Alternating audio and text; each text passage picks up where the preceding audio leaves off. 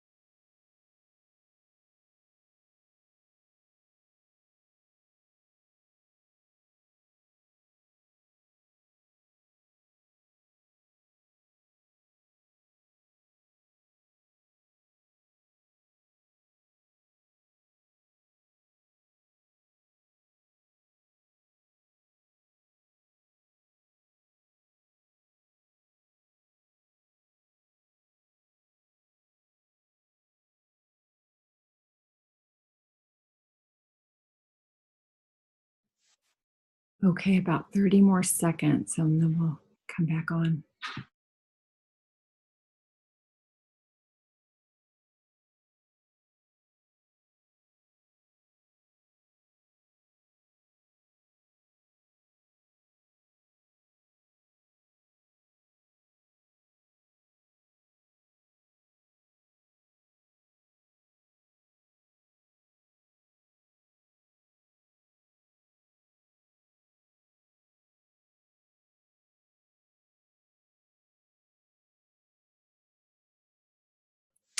Okay,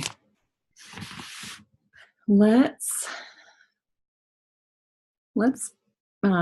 begin. Tell me some of the things that this class has done for you.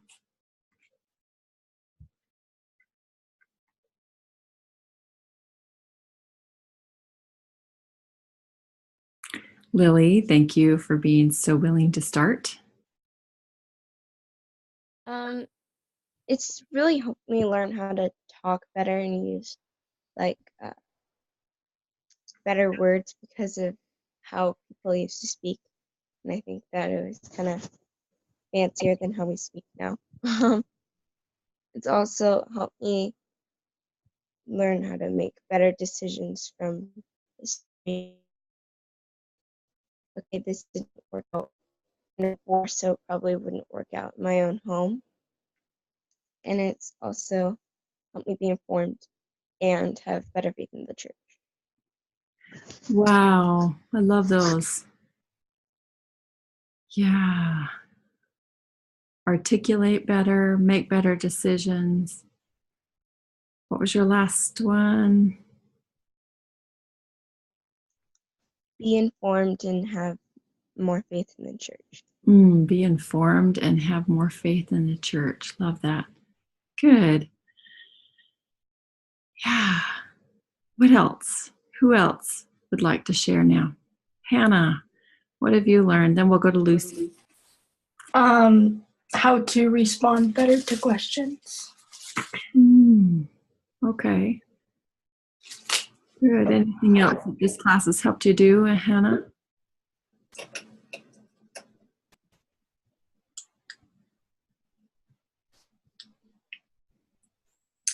I think learning how to respond to questions is better, and I'm going to bring that up after this little discussion.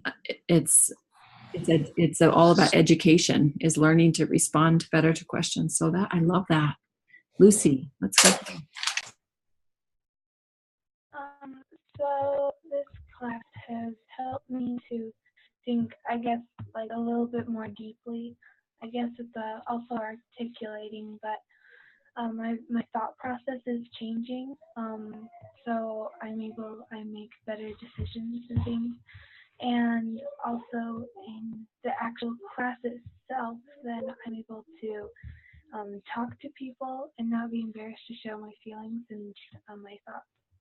And it also has enabled me to get the whole picture of things in history and understand them. I love that. You also talked about articulating as well. That's similar to what Hannah was saying, is responding to questions, and Lily talking better. I love that. And making better decisions. Good. I love those. And seeing the big picture. That's a good one too. Jacoby. It has helped me understand history better. Like, if I wouldn't have taken this history class, I wouldn't have known, like, all the things that went on, like, in this time period that we're learning about. Mm-hmm. And it's helped me to know what to do and what not to do in times of a trial, like a hard trial or something. And it has also helped me open up more and just help me talk. Because, like, I have, like, in church, I'm the one that just sits in the back and doesn't talk about anything. I let everyone else answer. And so this class has helped me open up more to talk. Oh, I love that. Why might that be important? Let's just ask that question to everybody. Why might it be important to be able to learn to step up and talk?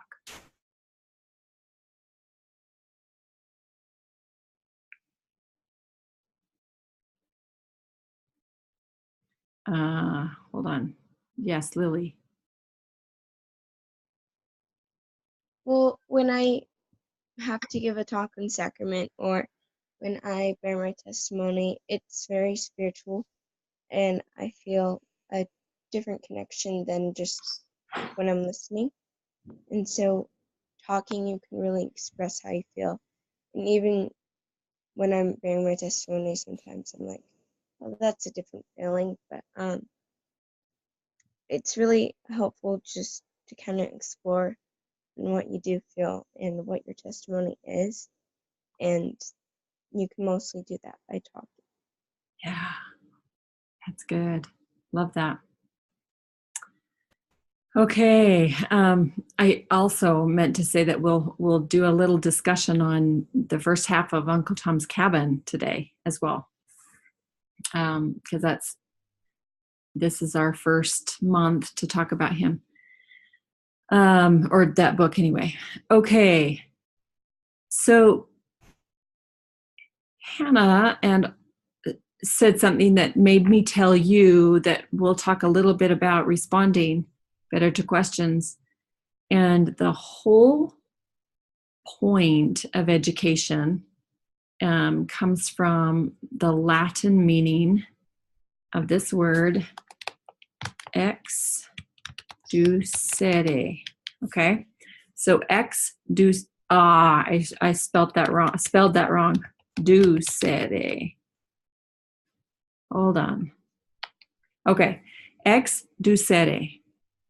So the ex, have you ever seen that word?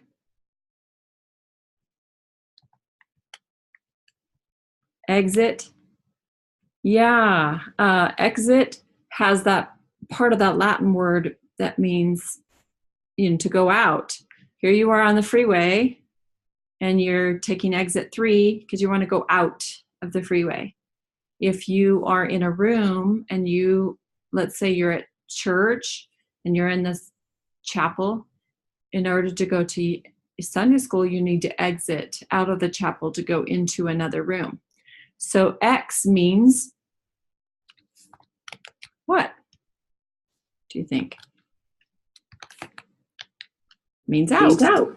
Oh, somebody was going to say something. Who was it? Hannah? Sorry. Yeah, I was gonna say get out.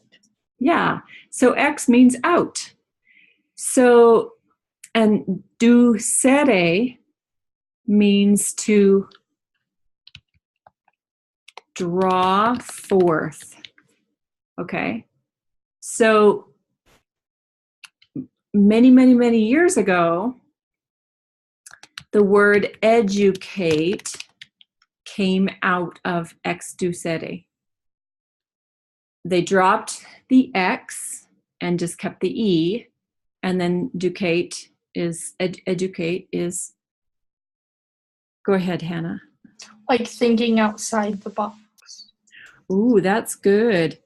That's part of, yeah. So educate means that there are things that God gave you in your heart and in your mind. They're just there. And you're also getting them through knowledge. You're building up. Let's say you have this bucket, and this bucket is your heart and your mind. And as you grow, as you're a little infant and you're feeling somebody love you and hold you and sing to you and feed you and, read to you, all of those things, you're filling your bucket with all sorts of feelings and thoughts. And as you learn to read and to write, you're still feeding and filling up that bucket. And it's your mind and your heart. And it's all in there. But we will never be educated if we just keep it all in there. We have to let it come out. The things that come out through our mouth or through our hand with writing, that is an education. And if we're holding it back and keeping it in and maybe writing just a tiny little bit in our assignments, or we're really kind of keeping it back in there, that's all fine and good, but it's not education. So education means to let it come out. And the only way to do that is if we have questions. Now, who's familiar with the Sunday school, the Come Follow Me curriculum? And do you know what it's all about? What's the Come Follow Me curriculum in church? And why was it instituted 4 years ago or so?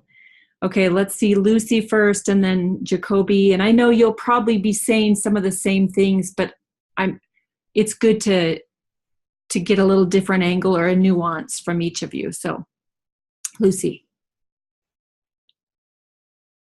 Our teacher was talking about this at the beginning of the year. So, it's the Come Follow Me curriculum is more of the teacher.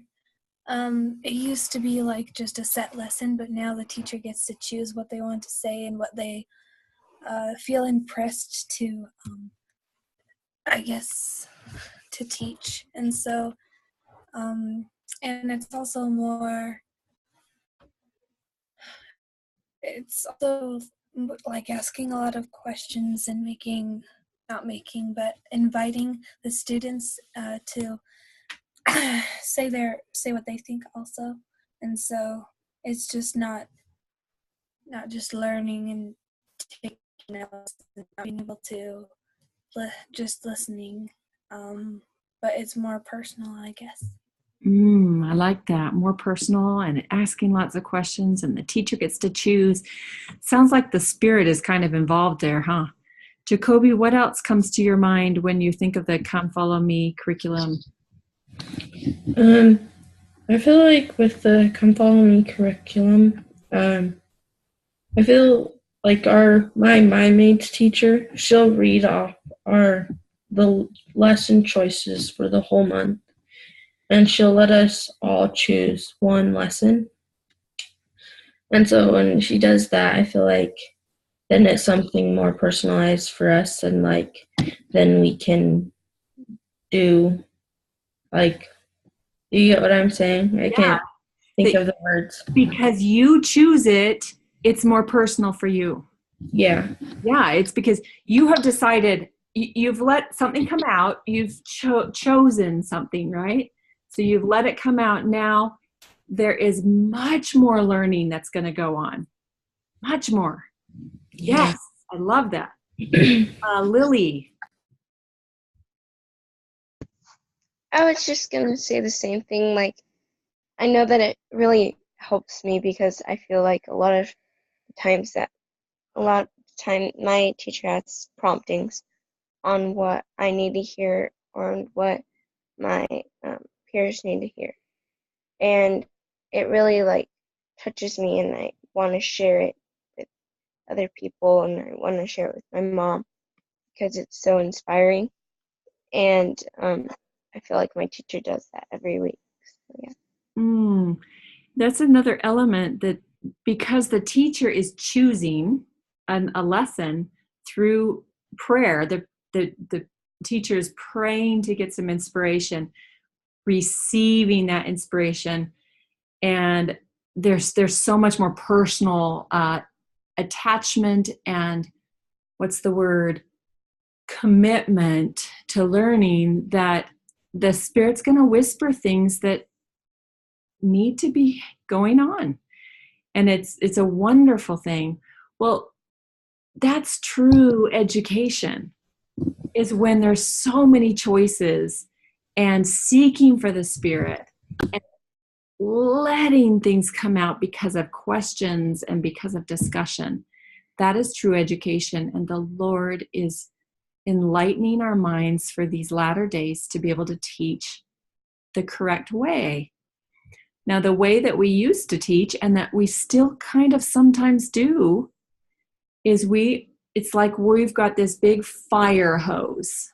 Okay, we're holding, you've seen the firemen hold this heavy hose when the water comes through, the pressure is so great that they need 3 to 4 men holding these hoses, maybe just 2 now with better technology, but it is so much. And it's just blowing out at everybody because the teacher basically has all the information, and they're just spewing forth all this information. And you as a people, if we're just in class, we're just like listening to it, and some things feel so good and some things inspire us, and it's okay, but it's being pushed at us, all of this water, all of this stuff. Whereas true education, just like in the chat box, true education is when it comes out of us. So if a teacher is really smart and using this wonderful way of teaching, they're going to let something come out of Lily, and something come out of Jacoby and Lucy and Hannah and me. And we're going to share these things, and we're going to go deeper, and then we're going to feel like we've really expanded our minds and our hearts, and we've let these things that were in our buckets in here come out. So that is what I've tried to create in this class, with questions every day. And you might think, ugh, More questions. Yuck. Let's get through these as fast as I can. Some may not, but some may. But you know who that is talking to you? It's the great adversary who doesn't want you to be educated, wants you to remain jellyfish inside with no substance, wants to get you involved in fun things, not this stuff. So remember that, and remember, okay, get thee hence, Satan. I'm gonna ex ducere here. I'm gonna pull out knowledge from my heart and my mind, and I'm really going to allow it to come out of me. Most of you have been so faithful in answering these questions every day in Canvas, and that's improving you and your heart and your mind. Some of you have struggled with that, but you want to get better. And I invite you to remember that that's true education, is letting those things come out, and just begin where you are now. Just begin. If you haven't done some of the past lessons, let's just do the ones for right now. And then if you want to go back, you can go back. If you want to take this class again, you can take this class again. But just begin to make an effort to really pull out of you what is there. Okay, now I want to spend a little bit of time on a class that I teach in the fall. Well, it's all year, but I'll start it again. It's a humanities class, and it's a class that pretty much requires about 2 hours of your day every day, because there's some reading and Canvas questions involved. But what you will do is you'll go through all the Greek, not all, but you'll learn about the Greeks, and you'll read some of their works, and they were our foundation of our education, those and the Bible. So it's absolutely important to learn about the Greeks. Cars are named after some of the Greek heroes. We see the mythological heroes everywhere we go. Once you study the Greeks, you're going to see it everywhere, and it's going to open your mind to so much more. And you'll be able to, everybody talked about articulation. You'll be able to articulate your thoughts even better. It's really, really a fun year. And then the next year we study the Romans, and they didn't come out with as much philosophy as the Greeks did, but they came out with a lot of history and a lot of political science that's important, that our country's founded on some of their principles. And that's about half of the year, a little more than half the year, and then the rest of the year we'll work on medieval time period. And okay, and then after that, so that's the second year. The third year is a little bit more of the medieval time period, just kind of finishing up, and the Renaissance, which is a fascinating, amazing time of this explosion of art and literature, and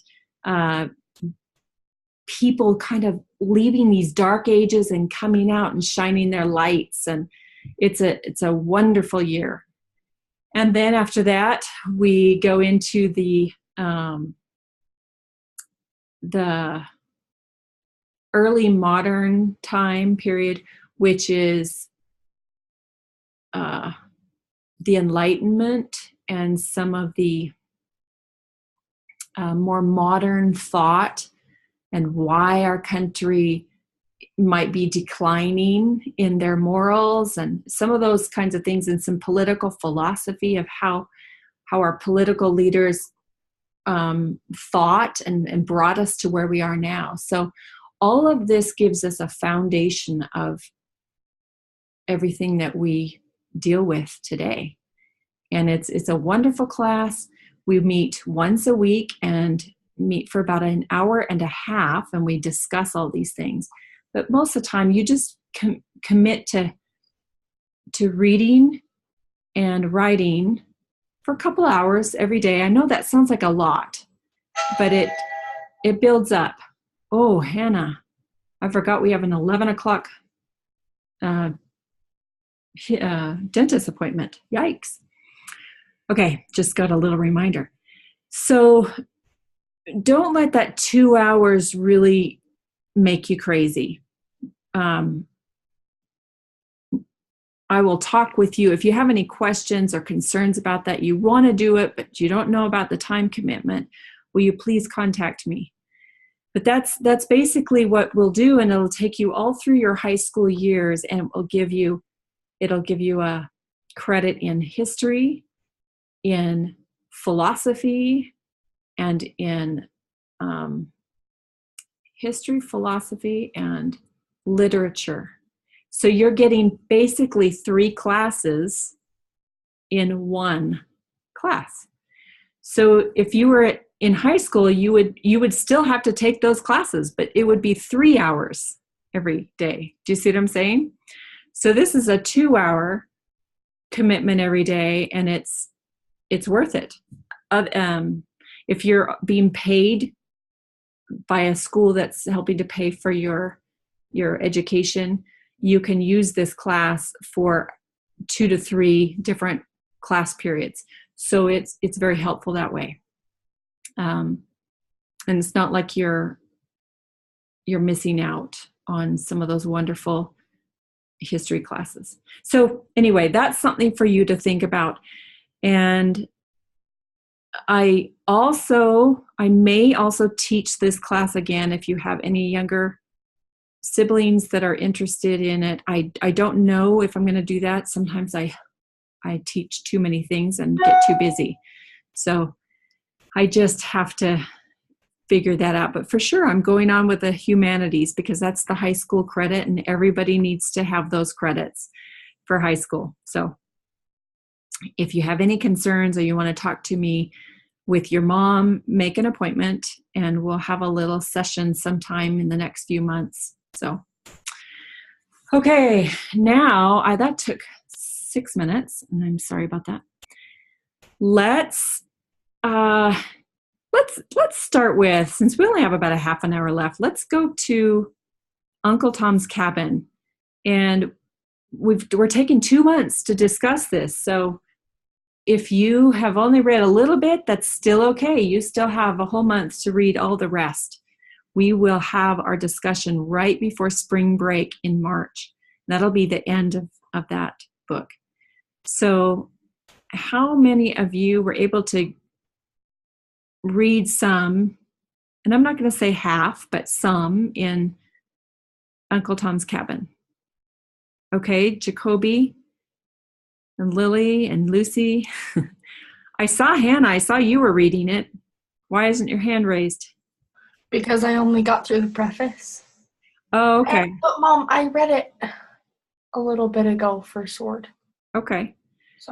So yeah, just continue reading it. Okay. Well, let's kind of talk about the feeling of this book. What's the feeling of it?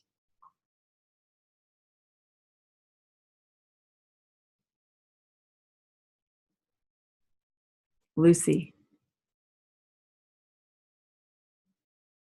I feel like it could be used as like a exciting book, just something that you read for fun. But it's also, I can tell that there's just its meaning is a lot deeper than most people take it to be. I think it just, I don't know. I'm getting a lot more. I was talking to my friend about it, and she's read it before, and she was really surprised at all the notes I've taken of it, and she's actually going to read it again because she said that she never got any of that. So, I don't know. It's deep. It's really deep. I like it. Oh, I love how you are taking notes and that you have just been doing a missionary work for a friend, because when we can go deep and learn so many lessons from a few pages, that's the beauty of a classic, is that it will change you just by reading it because of how deep you're going. That's wonderful. Lily, what's the feeling of this book for you? Well, I think that it has a lot of trials and like I wouldn't say depression, but a little bit like of sadness. And like Lucy said, it's just really deep.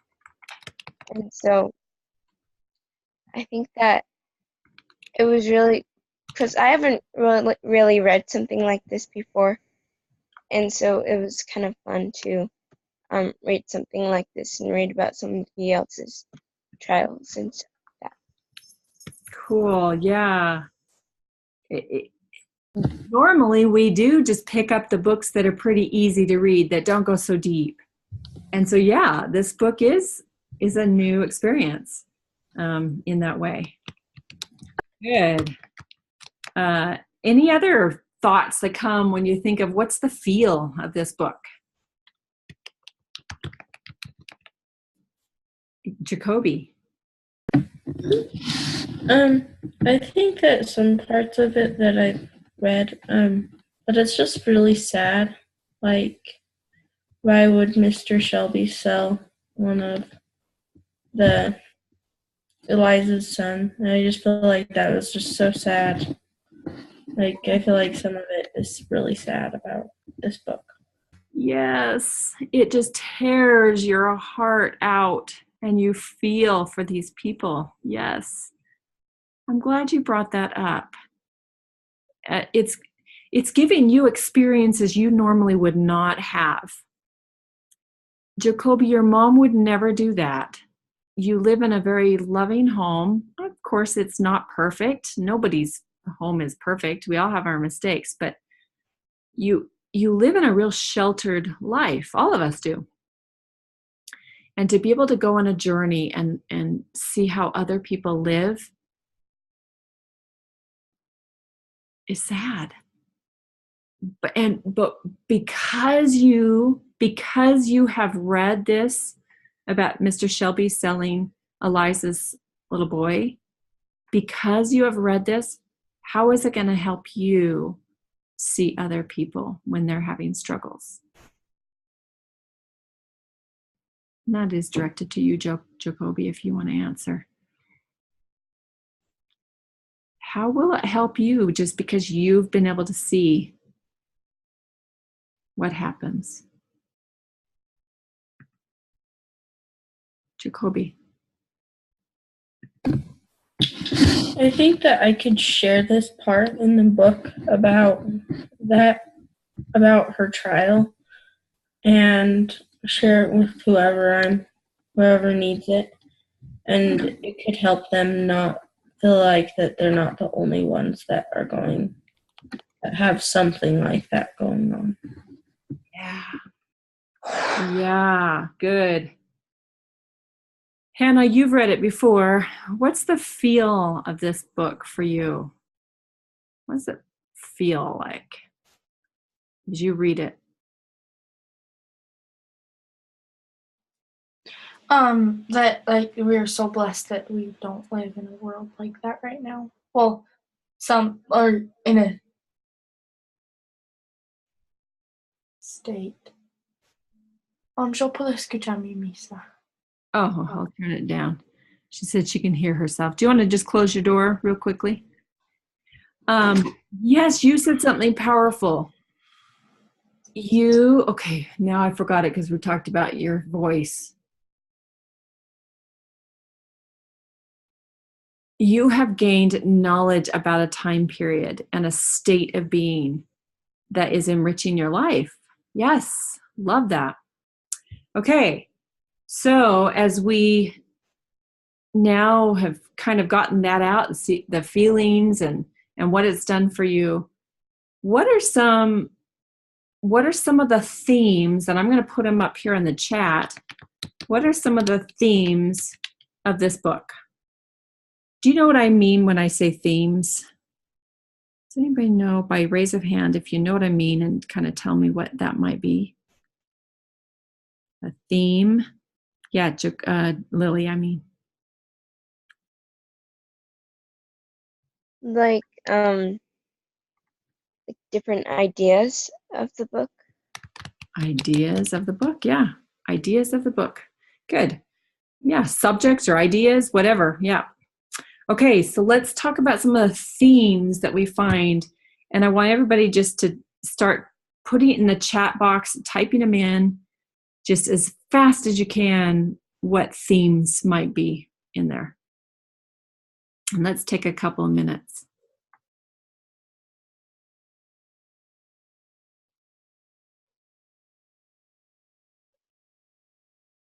Yeah, just type them in, Jacoby. Just type them in the chat box.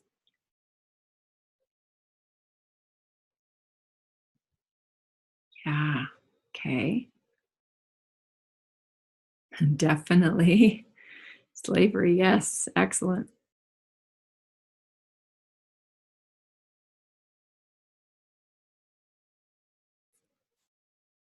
Trade, ooh, yeah. Kind of an unfair trade, huh? Integrity, inequality. Yeah, ooh, these are good. Keep going. What are some, who does Uncle Tom represent? Who is he a part of?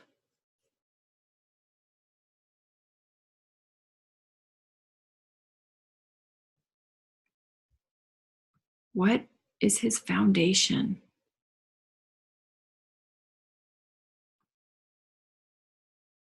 What is one of his foundations, or maybe I should say?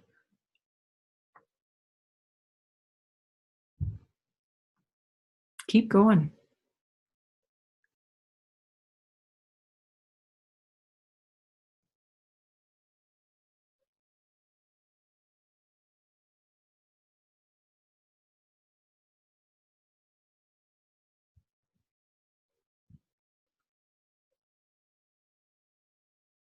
Faith, yes. Trusting in God. Oh, yeah. Who is Uncle Tom for the rest of the people in his house?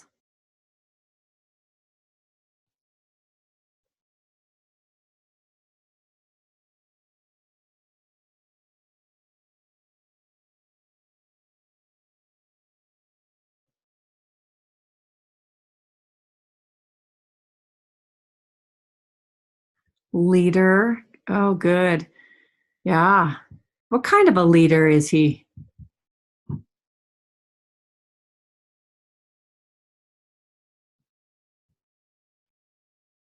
We'll get some parallelism going. Jacoby. He's a leader by like in the book, Eliza came to him in the middle of the night and said, "Come on, let's go, so you don't have to be taken." He's a leader like that. Like, he didn't want his master to go into debt and have to sell all of his slaves. So he took the sacrifice of just not running away. Yeah. So sacrifice. I like that word. Maybe he was an example. Good. And Lily, faithful, strong, full of knowledge. Yes. Love this, faithful. So obviously religion is a super huge theme in this book, isn't it? It's his foundation. And what about this one? Family. We've got a story that's pulling families apart. We have Uncle Tom that's trying to hold his family apart, or hold his family together. Good. Let's look at all of these really good themes that you've written down, and let's go to one of them and talk about it. Where would you like to go? Let's see. Let's start with Hannah. Do you want to choose one of those themes? And let's go there.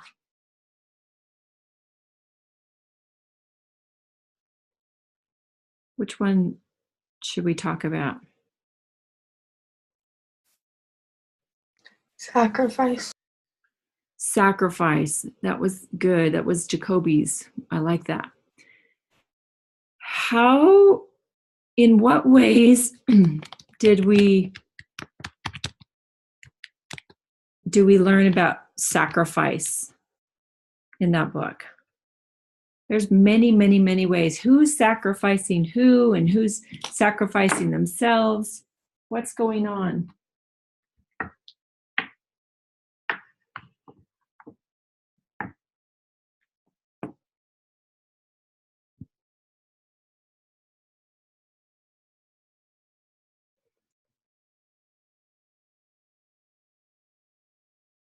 Yeah, love for each other. How can that work in the under the sacrifice? I think it can. How would you show that loving each other is goes along with sacrifice? Lily. Well, I know when I like make small sacrifices, like I take time out of my day to play with my brother or do something with my brothers, that it shows that I love them, and I also have a fun time doing it, and our bond grows stronger. We create more love for each other. So I think that if you love each other, that can create sacrifice, and through sacrifice, that can show your love for each other. Exactly. Good. And we see that. We see that in the book, people sacrificing for each other. What are some of those examples that somebody can think of right now? Some of those sacrifices that they did for each other and how much it showed love.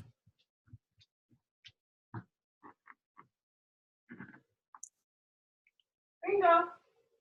Ringo. Ringo's with Hannah. Okay. Think about that for a minute. Who sacrificed and how and why?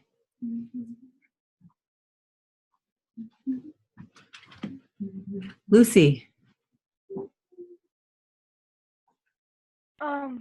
When Eliza found out that her son was being sold, when she ran away from her mistress, and she was saying how much she didn't want to go because the Shelbys had been so kind to her, but I guess it was kind of for her too, but it was mostly for her son because she knew that her son would be better off if he wasn't sold, of course, and so sacrificing her home, and like she could have been killed or something, or at least punished very severely, and so she was sacrificing herself for something. Yeah. I like how you recognize that Mrs. Shelby was really nice to her. It was hard for her to leave, and that was a sacrifice. She was in a good position, but she knew her son would be better off, and she loved him. And then we see George later. Isn't George Eliza's husband? That's his name, right? Am I forgetting? It sounds so. And then he will sacrifice later to find them, and he does sacrifice quite a bit. I love that. Does Mrs. Shelby sacrifice anything? Think about her and her relationship with her husband. How does she sacrifice? I don't know if it comes right out. You just have to kind of think about her and her her desires, and does she sacrifice?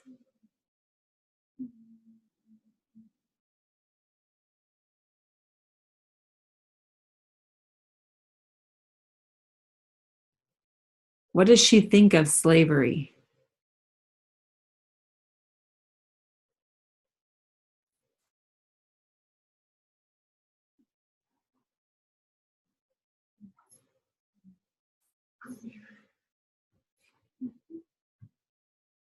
Lucy? I don't think she necessarily. I can't tell from this point, but I don't know if she really wants it to go away entirely. but I know that she does.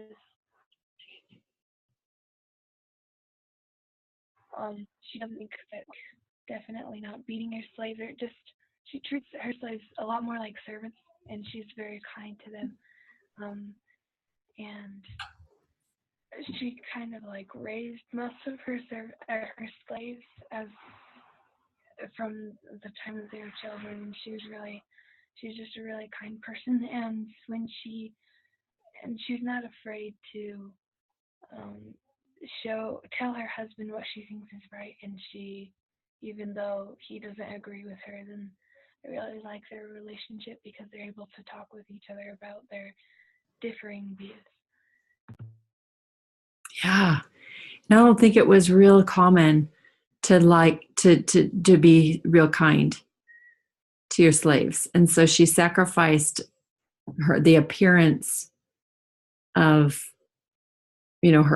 her husband seeing her, that she loved her slaves and she treated them differently. She didn't care about what he might judge her to be. She just had that in her, and she made that sacrifice. I love what you said, that she had a different feeling about slavery. She was kind. That's a sacrifice, to be kind in the midst of all these people who aren't kind. Lily. Yeah, I think that just like she was really passionate about having quality and equality, and I think that she was just like, she saw how they weren't being treated like humans, like just because of what they looked like. And I think that she saw the inequality in that, and definitely shows that she didn't like that. And I think that, like Lucy said, she didn't fully not believe in that. She just like, I think she still believed in somebody working for you, just not the inequality. Yeah, I think you're right there. It's interesting that sometimes we begin a thought, we begin an idea, like she's beginning to see that it's better to treat your slaves kinder. Someday she may get to the point, and not in this book, but someday we're all there. We all are at a point where we are beginning to see some things. And someday we will get to a point where we can see more of the truth. And that's what education is all about. This ex ducere is to be able to draw out and move forward. But she's only at this point right now where she's seen that we need to be kind, but she still believes in slavery. She needs a lot more to go on, and questions to be asked and answered to be able to get to that full truth. So we see this idea of education going on, and each of us are in that path where we just have part of this truth, and the people who answer those questions and go further and further are going to find truth faster. But yeah, she had that different thought going on, so she was getting there. She was a lot more ahead than her husband was. Good. Okay, Jacoby, can I pick on you to choose one of the themes that we have in the chat box, and let's talk about it? I think I want to choose slavery. Okay. What have you, okay, I'm going to ask this to everybody. What have you learned about slavery from this book? What have you learned about it? And this could be anything. Yeah, go ahead, Jacoby. I've learned that, like, there's some masters that are, like, really nice and kind of lenient, but then there's Mr. Haley that, like, is so, like, not nice. And I remember the other day I was listening to the book, and he had come to pick up Tom, and he put chain cuffs on his, like, ankles, and I just think that's so sad. And I think about, like, George, Eliza's husband, and and he got whipped and like all that stuff. And I feel like slavery shouldn't be like that. They shouldn't have even had slavery. Exactly. Lily. I just think that it was so brutal. Like at first I knew that it was horrible, but I never realized exactly how brutal it was and how crazy some people took it. And I think that it's just horrible that there is that much inequality and that some people just didn't realize like we're all humans and we all should have same rights, and that's why I'm thankful for the country that we live in. And just like, but it was so like just reading about this and just studying it before, it's so crazy, like just how brutal some people were, and like they had no love for each other. They didn't like our our church has that love that we should love one another as Father and Jesus Christ love us. And so I think that it's crazy that people didn't see that before, but I'm lucky that they see more of that now. Mm-hmm. Yes. Good. Can I ask you, if we're talking about slavery here, and if we've used these words inequality, and we've used these words that we shouldn't treat each other like that. So if we use these words inequality, we shouldn't treat each other like that, can we transfer those to our own lives? Are there things that we do in a sense that is treating others differently because they're not as, that we're not equal? Do we do that? Do we do some form of slavery to treat people differently? I want you to think about this. Yeah. So in a way, we do go forward in this idea of slavery. It's natural. Satan wants us to do this. What might be some situations where we do go forward with this idea of being unkind, treating people unequally? What might some of the examples be of what we do? Yeah, Lily. I know that a lot of kids get bullied just because of their knowledge, or because they aren't as cool or popular as the other kids, and so that makes other kids feel like they're at a higher point than the rest of them, and they don't show equality for them, and there's an unfairness, and so they try to put them down even more. I think that just puts themselves down, but they try to bring other people down just to be higher. Yeah, so true. Jacoby. There's something to say, like what Lily was talking about like bullying and stuff. Have any of you guys seen Wonder yet? Yeah, I watched it on Monday with some friends, and I feel like that's part of it because Augie he wasn't any different than, like, let's say Julian. Like, Julian just put him down, and I feel like if